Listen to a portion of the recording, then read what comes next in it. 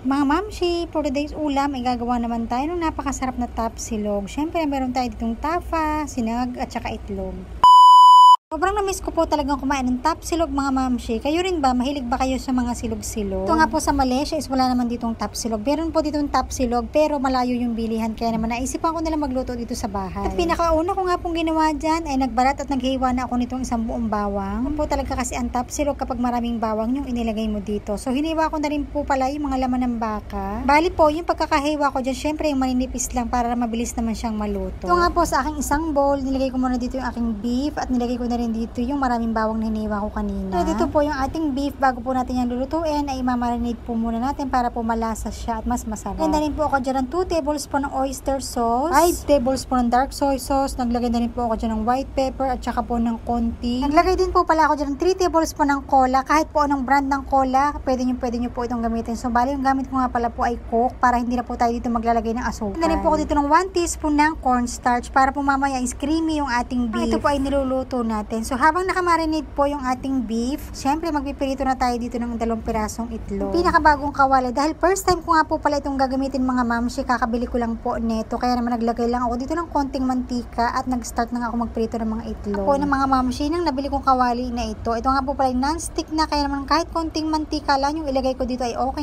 na po ito. Pagkaluto nga nitong itlog ay hinango ko muna para iset aside muna yan. So dito pa rin sa same na kawali, dito na rin ako magluluto ng beef na minarinate ko kanina. Mamshi, halimbawa kung kayo naman po yung magluluto ay siguraduhin nyo na yung mabibili nyong baka ay pure meat talaga. Huwag kayong magsasama ng taba kasi hindi maganda yung kakalabasan ng inyong baka ay maraming taba. At dito naman po sa pagmamarinate mga mamshi, may isasuggest ko po sa inyo na mas maganda sana to kung overnight or mga 4 hours na ganyan para po mas malasa at mas kumapit po yung mga sangkap at yung mga condiments na ilalagay po natin dito sa marinade. Ganda rin po pala ako dyan ng kalahating tasa ng tubig mga mamshi para make sure na lutong-luto talaga yung baka at pinakuluan ko lang po yan ng 4 na minuto. O sa ma-reduce yung sabaw at magtuyo na po yan. So naglagay na rin po pala ako dyan ng chili garlic oil para syempre medyo maanghang yan ng konti. Para sa akin po kasi mga mamshi, napakasarap po talaga ng beef, lalong-lalo na kapag ito ay medyo maanghang ng konti. Pero ito naman po ay optional lamang din. Lalong-lalo na po mga mamshi kapag bata yung kakain, syempre wag nyo nang lagyan ng sili kasi baka hindi nila ito kainin. Apo mga mamshi, wala na siyang sabaw pero hindi pa po natin hahanguin, ipiprito-prito pa natin siya ng konti para mag-toasted lang siya ng konting-konti lang.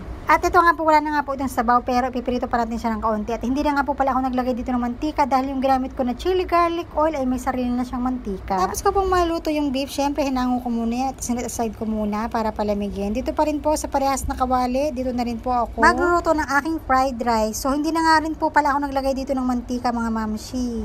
Dahil may natira pa naman dito mantika galing doon sa beef tapa natin. At ito nga po ay malasa rin kasi may natira dyan ng mga sabaw-sabaw ng konti ng beef tapa. Malasa naman po na nilagay ko lang dito sa aking fried rice. Naglagay lang po ako dito ng 2 tablespoon ng dark soy sauce at saka konting magic sarap. So yun lang, wala na po akong nilagay dito ng iba. Hinango ko muna yan at tinagay ko muna sa isang bowl ulit. Dito nga po, ang pinakahuli kong lulutuin mga mamshi, nagprito na rin ako dito ng daing. Talaga, bagay na bagay talaga itong aking pinilitong daing doon sa ating tapsilog mga mamshi. Nabibili po talaga na tapsilog is wala naman siyang kasamang daing. Pero syempre, mas papasarapin po natin yan. Kaya naman nagprito na rin ako dito syempre ng daing mga mamshi, diba? Mas masarap po talaga kasi kapag may daing. At para po syempre, mas espesyal at mas masarap po yung ating tapsilog, naghiwa na rin ako dito ng pipino at saka ng mga kamatis. Bago nga po tayo kumain mga mamshi, gagandahan po natin ang plating nito. So dito syempre maglalagay tayo dito ng fried rice. Syempre inilagay ko na rin dito yung pinilitong itlog, yung beef tapa. Para naman po syempre sa isang plato ay kompletong-kompleto na at para ka na rin ito kumain sa isang tapsilog na restaurant. At kapag ganito po talaga yung plating na isi-serve mo, ay talaga naman pong gaganahan po talaga silang kumain mga mamshi. Kaya naman ano pang hinahintay mo, magluto ka na po.